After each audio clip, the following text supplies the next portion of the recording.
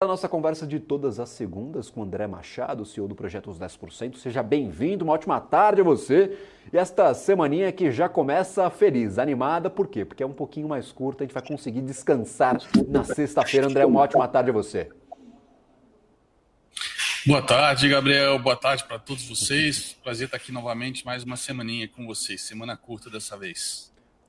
Maravilha. André, nós tivemos uma mudança na semana passada. A super quarta foi super mesmo. Animou o mercado brasileiro num primeiro momento, desanimou num segundo. Nós tivemos alguma mudança efetiva no cenário global com essas decisões de juros que tivemos na semana passada? Como eu disse, não tivemos só Brasil e Estados Unidos. Teve Japão, teve Inglaterra, teve outras grandes economias que também mudaram os seus intervalos de juros ou tiveram decisão pela manutenção, mas também dando indicações do que pode vir a ser este primeiro semestre de 2024. Qual a tua avaliação sobre a semana passada e as grandes mudanças que levaremos daqui em diante, por favor?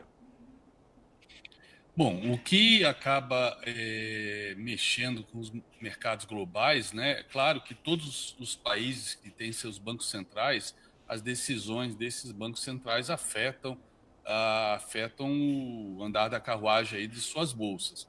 Mas a Matrix, né? A bolsa americana, as bolsas americanas, temos mais de uma, são 40% do mercado financeiro bursátil. Então, a decisão, né, do FONC é realmente aquela que afeta mais todas as bolsas ao redor do mundo. Então, a decisão da semana passada, super quarta, era a decisão em si já super esperada, né? A gente tinha o forward guidance aí de 50 base points de corte do nosso Copom e nós tínhamos a certeza da manutenção da taxa de juros do FONC e então não tinha surpresas em termos de decisão. Mas o que todo mundo estava ansioso, né, para ver, para ouvir, no caso, era a coletiva do Powell às 3h30, né, meia hora depois. E a coletiva do Powell surpreendeu a todos, inclusive a nossa bolsa também surfou essa surpresa, né? Ele veio com um discurso bem dovish quando foi questionado aí pelos jornalistas e sugerindo aí a possibilidade de três cortes, né? Três cortes até o final deste ano. Então, a gente já vinha com aquelas apostas, né, já de que haveria um corte em junho, e agora essas apostas foram não só renovadas, como incrementadas os três cortes. Apesar do Bostic, que é um dos Fed Boys que votam no FONC, na sexta-feira, depois que o mercado fechou, ter comentado que acredita que por conta até da força aí do mercado de trabalho, etc., que o FONC vai acabar ficando com apenas um corte este ano, ou seja, indo na contramão do que disse o Jeremy Powell na quarta-feira. Já o nosso Copom, cuja decisão sai com o mercado fechado, né, veio com uma decisão veio uma decisão esperada, né, dos 50 base points. Todo mundo já sabia, afinal de contas isso tinha sido já dito, né, pelo próprio Banco Central nas decisões anteriores, então era esperado. Mas o comunicado, eu li de uma jornalista que eu gosto muito, que eu acompanho há anos, ela comentando que o comunicado foi muito mal escrito, né? Porque falou aí das incertezas domésticas sem entrar no detalhe. Não sei se precisava entrar no detalhe, eu não vi como mal escrito, mas eu acho que não precisa entrar no detalhe, né? Hoje mesmo eu estava ouvindo de manhã a Paula e o Felipe Nascimento e o Van Dijk comentando a queda de popularidade do presidente Lula. A gente sabe que o caminho mais fácil, talvez o único que ele tenha, é gastar mais do que pode. a reunião que ele teve com os seus ministros, né, com aquele ministério gigantesco na segunda passada, quando ele fala que o pessoal precisa se comunicar mais, aparecer mais, significa gastar mais. A gente tem que aprender a ler nas entrelinhas. Significa gastar mais. Porque qual é a maneira de um ministério aparecer? Fazendo obras, inaugurando, fazendo campanhas, enfim, criando benefícios. E ele também comentou que ele precisa viajar mais pelo Brasil, só que ele não vai viajar a passeio, né? Como ele fez aí pelo mundo. Ele vai viajar para inaugurar obras, né? Então tudo isso envolve em gastos. Então, quando se fala de incertezas domésticas, estamos falando disso. O contingenciamento lá de 3 bi, 2,9 para ser mais exato, é irrisório perto do orçamento da União, que veio bem abaixo dos 5 a 15 bi que estava sendo esperado. Mas isso graças à arrecadação de janeiro e fevereiro, que não sabemos se vai se manter constante esse nível de arrecadação. As receitas esperada pelo governo aí para os próximos meses, algumas delas são contestadas, inclusive, pelo CARF, etc. Mas, de qualquer maneira, esse contingenciamento menor mantém ainda, pelo menos, né, a expectativa do governo e do Haddad de que vão ter o déficit zero, né, prometido para este ano, coisa que 100% dos analistas e economistas não acreditam. Então, voltando a essa falta de credibilidade com relação ao déficit zero e essa queda de popularidade, pesquisa após pesquisa, inclusive nos rincões aí que o PT teve maioria de votos, todo mundo que conhece o PT, principalmente o Lula, sabe que o caminho dele, e até porque isso não é conclusão minha, isso é dito por ele, é explicitado por ele desde antes mesmo de assumir o governo, né? Em 1º de novembro de 2022 ele já falava, gasto não é despesa, gasto é investimento. E, né, ao longo dos primeiros ruídos que começaram a acontecer ano passado no mercado financeiro, ele falava que, né, ele batia no mercado financeiro, dizendo que o mercado financeiro, né, aquele discurso populista, não quer ver o pobre se desenvolver, não quer ver o pobre tendo comida na mesa, etc. Fica só falando de gasto, gasto, gasto, quando não se trata de gastos, se trata de investimentos. A questão que não importa se é gasto ou investimento, todo governo, todo país, ele não pode ficar gerando dívida eternamente, porque uma hora essa dívida tem que ser paga, né? O serviço da dívida tem que ser pago. E conforme você vai perdendo credibilidade, né, principalmente países que já entraram em default, como foi o caso do Brasil, moratória aí da época do governo Sarney, é um exemplo claro. A gente não tem grau de investimento, né? Então a gente tem um spread em relação a países que, por exemplo, nunca deram calote na sua dívida, como o próprio os Estados Unidos, que tem uma dívida gigantesca, mas nunca deu calote. Ok, ele é o emissor da moeda que é reserva mundial, mas tem toda uma história aí de domínio geopolítico, pós-Segunda Guerra Mundial, etc., Bretton Woods, enfim, não vamos entrar no mérito agora. A questão é que a AAA e o Brasil não é. Então a gente paga mais caro por nossa dívida. E conforme essa dívida vai aumentando, o risco da gente não conseguir pagar o serviço dessa dívida aumenta. Com isso, quem financia essa dívida, que somos nós, além dos estrangeiros, o pessoal fala, bota muito culpa nos gringos, né? Mas a gente também, você que compra tesouro direto, você que tem um fundo de pensão, faz parte de um fundo de pensão, você que compra um CDI de um banco, tem título, né, da dívida brasileira ali dentro.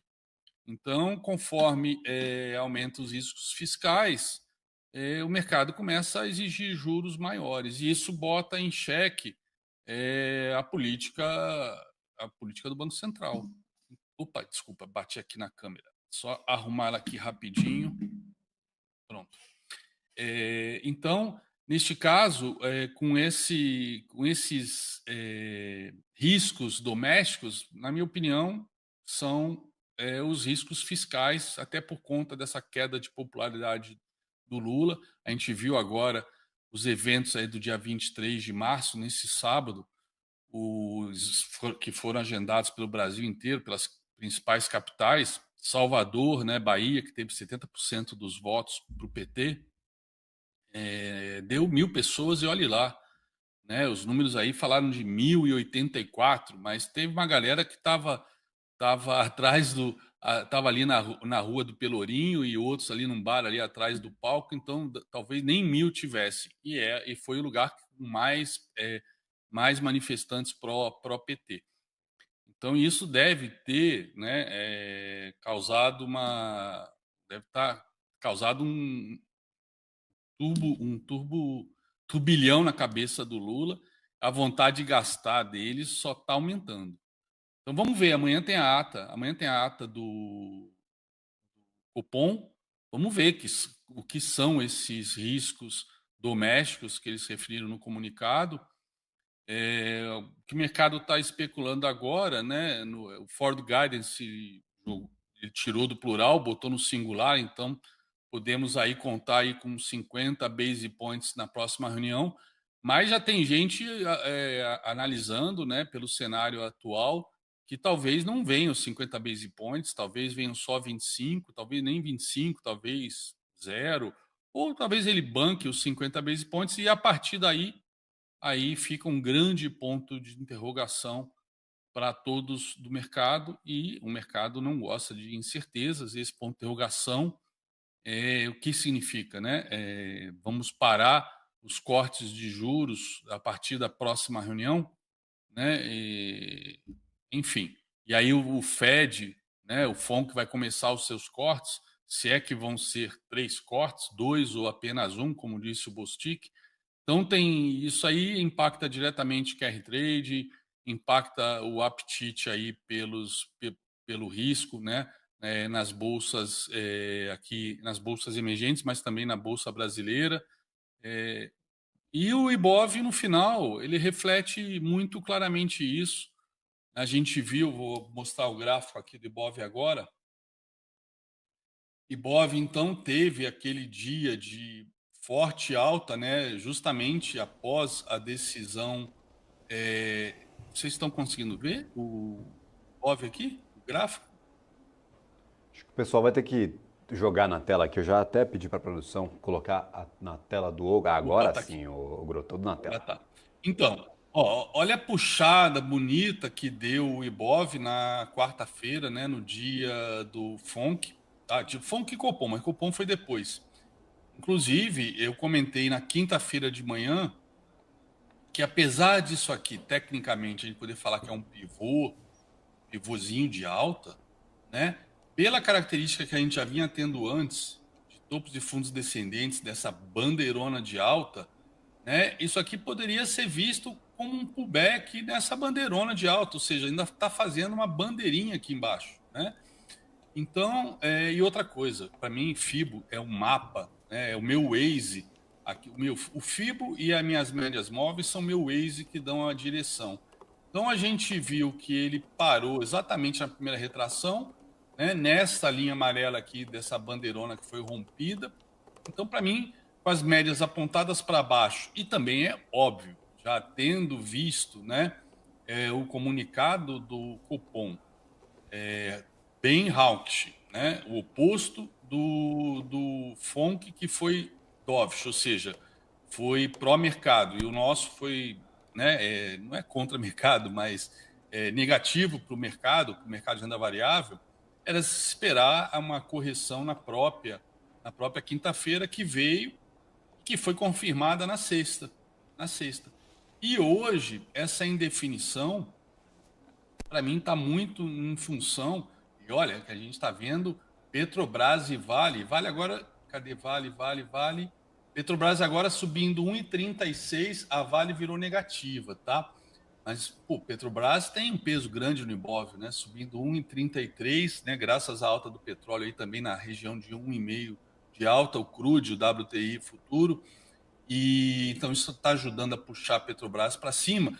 E isso, né, está sendo insuficiente para manter o Ibov em tendência de alta. Por quê? Porque amanhã a gente vai ver essa ata e a gente pode, né, ver uma ata realmente mostrando preocupação e sinalizando a possibilidade de, na próxima reunião, a gente ter o último corte.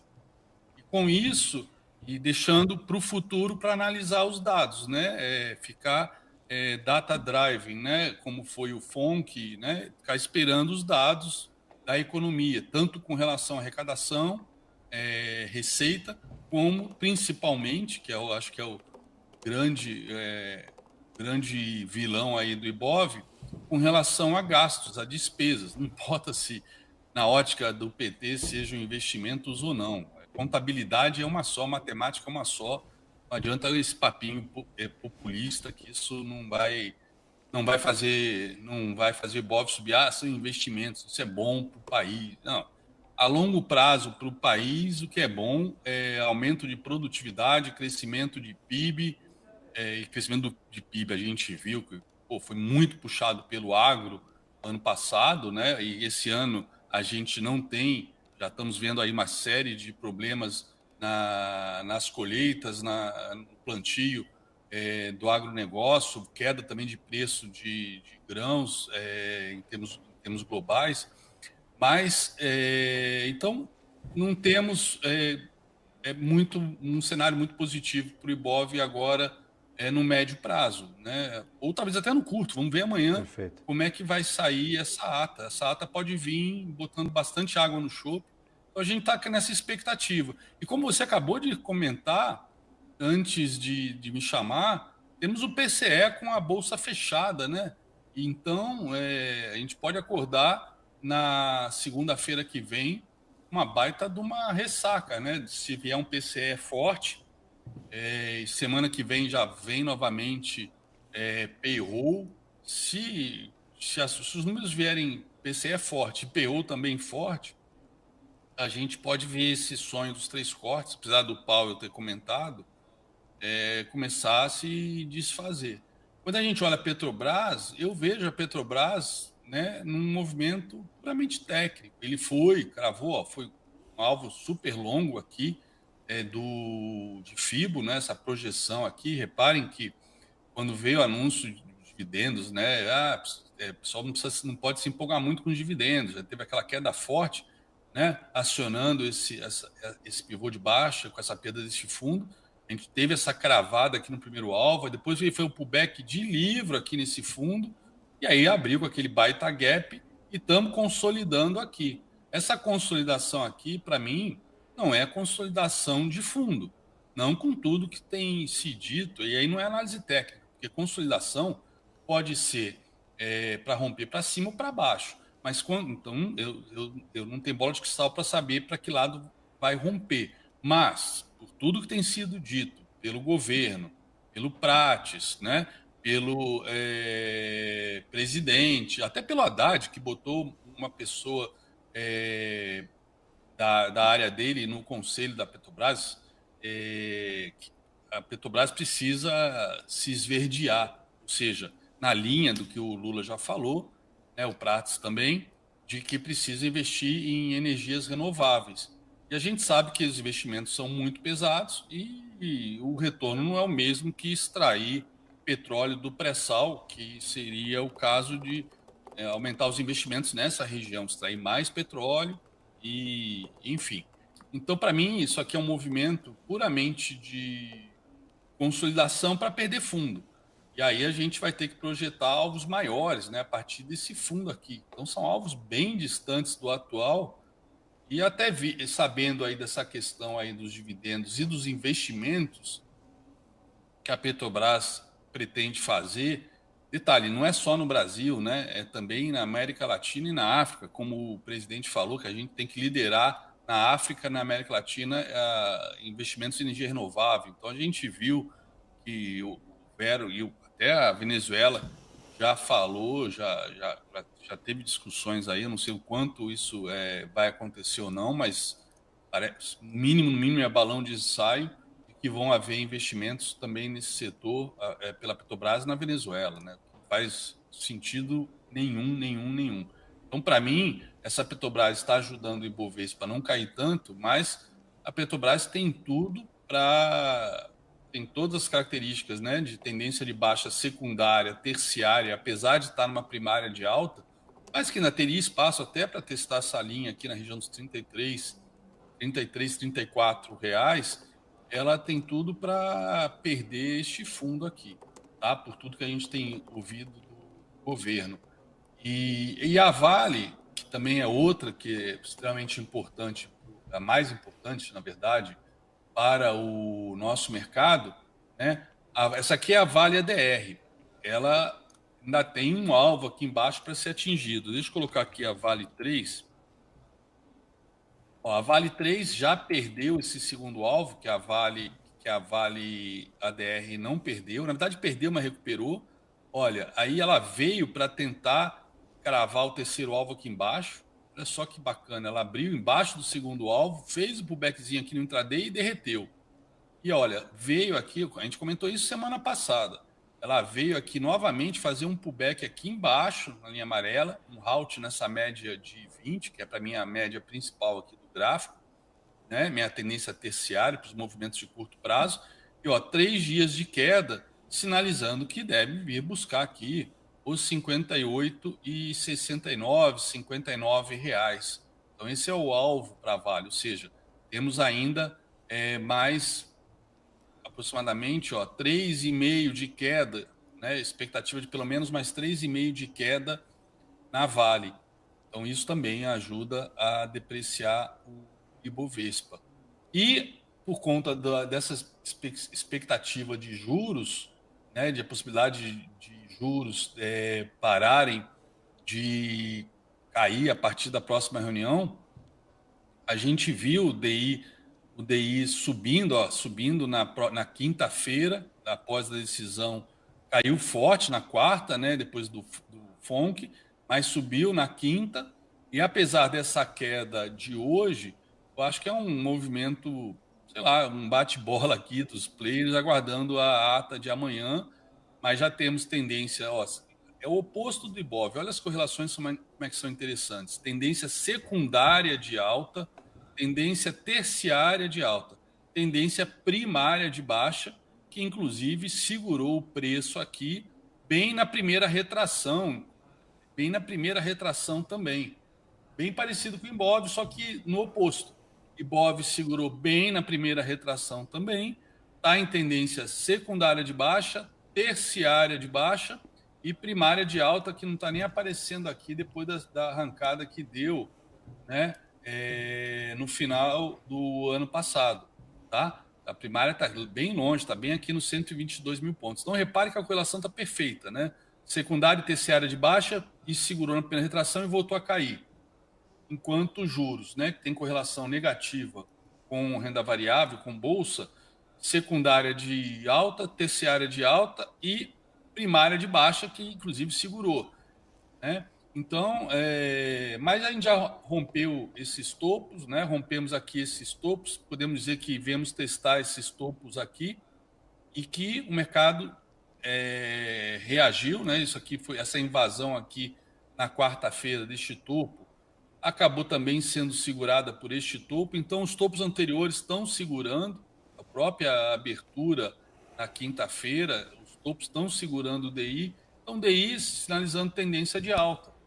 Vamos ver amanhã o FONC. E o dólar, que acaba andando muito com o DI, mas ele tá bem amarrado, está bem travado nesse ano, por conta, obviamente, de DXY, as decisões do FONC, as apostas lá nos Estados Unidos, né?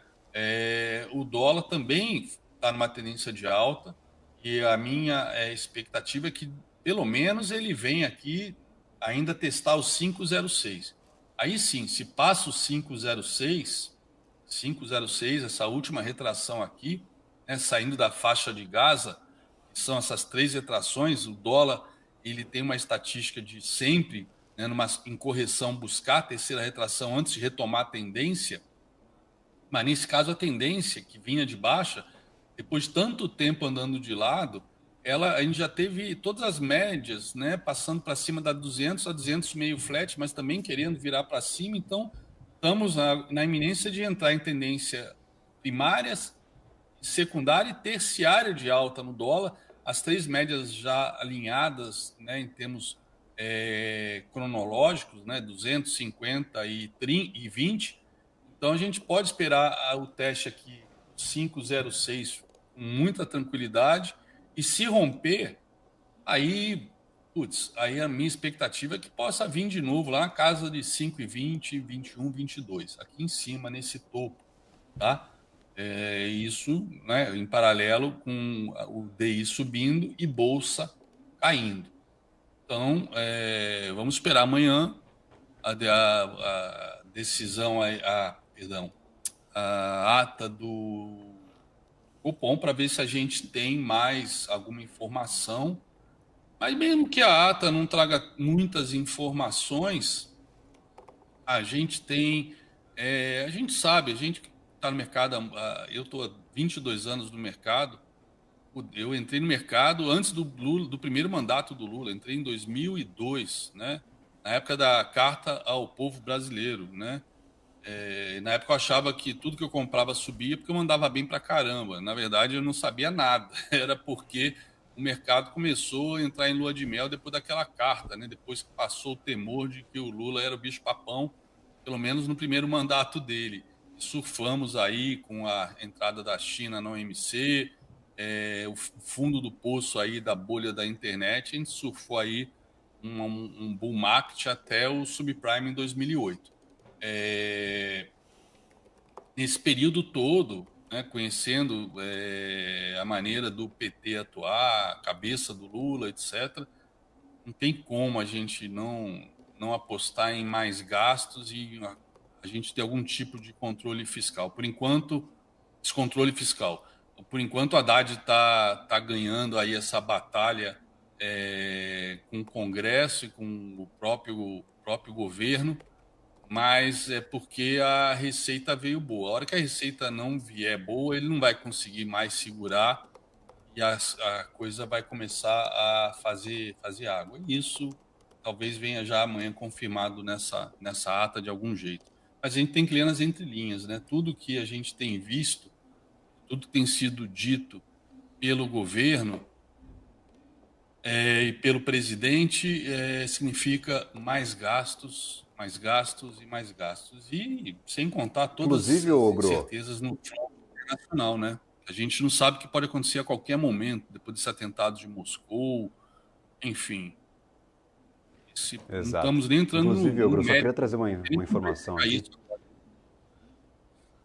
Só queria trazer uma informação aqui que os treasuries norte-americanos estão meio estressados, viu? Depois das falas de alguns diretores, inclusive você mencionava essa ponderação de um Fed Boy lá na sexta-feira depois do fechamento do mercado. Hoje nós temos outra diretora do Fed, a Lisa Cook, ainda ponderando, também alertando os investidores sobre estes riscos de cortar juros nos Estados Unidos, segundo ela, cedo demais. Então, claro, essa é a avaliação da diretora. Ela indica que o mercado de trabalho sim está se arrefecendo, está demonstrando sinais de enfraquecimento, mas há riscos ainda em cortar estes juros cedo demais. Com essas duas falas de diretores do Fed, nós temos agora os treasuries norte-americanos, pelo menos os de 10 anos, chegando a 4,25, não a patamares anteriores à decisão de juros nos Estados Unidos, porque antes da tomada de decisão lá do Fed, nós tínhamos os treasuries de 10 anos encostando de 4,30, 4,32, mas voltamos ao patamar aí de 4,25, acima do que tínhamos no fechamento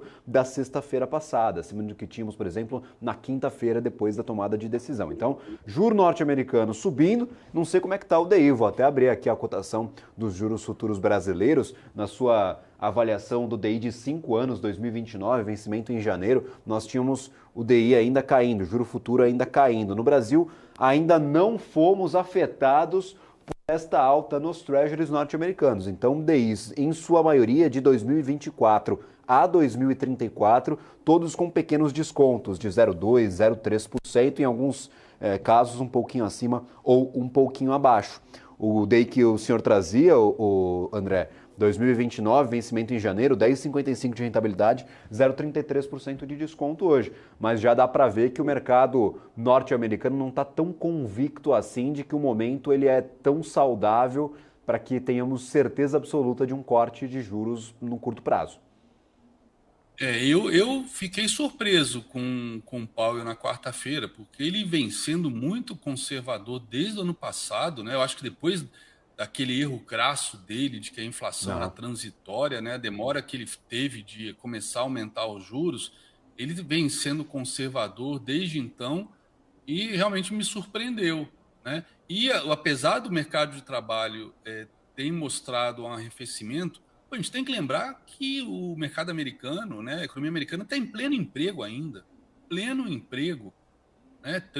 Acho que o último payroll saiu de 3,6 para 3,7, né? Apesar do número ter vindo ruim, veio mais contratações, mas também teve mais gente buscando emprego e com isso apareceu um percentual maior. Então, são aqueles números, né, que o número principal que todo mundo olha é quantas vagas foram criadas. Pô, foram criadas mais vagas do que esperado, é ruim.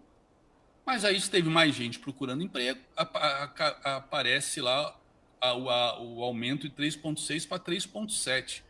Mas, pô, até 4 e alguma coisa, 4,5, a gente pode falar que é pleno emprego. Então, o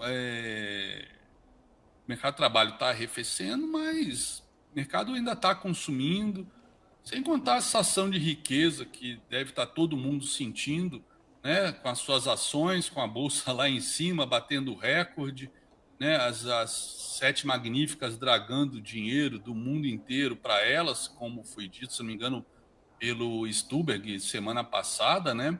Isso está dificultando também a valorização dos ativos aqui no Brasil, por conta desse buraco negro que se tornou as magníficas sete.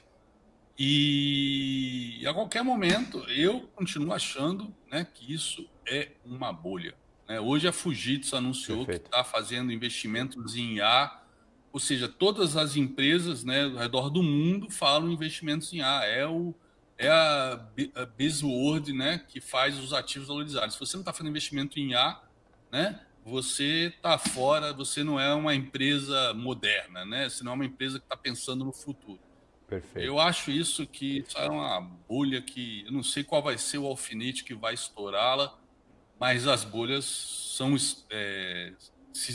explodem, né, a qualquer momento sem a gente esperar. Sabe Deus qual vai ser a razão. Exatamente, por isso que justamente são bolhas, né, o André, porque a gente não sabe quando elas vão estourar. E se tem gente tão crente de que aquele será o modelo de negócios do futuro, totalmente disruptivo, essa bolha tende a crescer cada vez mais. Foi o caso das .com. E, gente, não estou falando que a tecnologia da inteligência artificial ela seja descartável, nós já vimos isso no passado.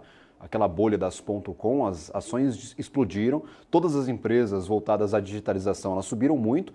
Hoje, depois de muitos anos, nós vemos que realmente foi uma tecnologia disruptiva. Mas será que naquele momento justificava uma alta tão exponencial para os ativos? Não estou falando se a tecnologia é boa ou ruim, estou falando de timing. Será que num curtíssimo espaço de tempo, todo projeto de IA tem que ter essa explosão de valores? Muito obrigado, Ogro. Seja sempre bem-vindo aqui à nossa programação. Agradeço imensamente pela participação.